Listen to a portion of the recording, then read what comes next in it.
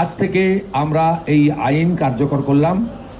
এর ফলে সিএ এর অন্তর্ভুক্ত যারা, অর্থাৎ সিএতে বলা আছে 7টা কমিউনিটি বা ধর্ম পালন করা লোকেরা, তারা সিটিজেনশিপ অ্যামেন্ডমেন্ট অ্যাক্টের আওতায় আসবেন এবং তাদেরকে যারা 31/12/2024 পর্যন্ত এসেছেন তাদেরকে কোনো পুলিশ কোথাও হ্যারাসমেন্ট ডিটেন করতে পারবে না।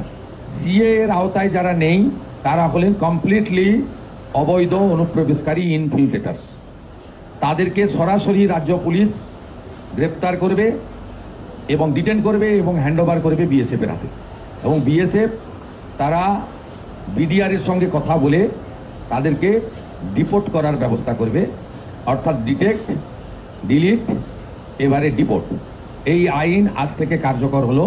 মাননীয় ডিজিপিকে এবং হোম সেক্রেটারিকে বলে দেওয়া হলো পশ্চিমবঙ্গের বর্ডার সন্নিহিত সমস্ত থানাগুলিতে এই আইন দেশের স্বার্থে, পশ্চিমবঙ্গের স্বার্থে আমরা আজ থেকে কার্যকর করলাম। ঠিক আছে, থ্যাংক ইউ।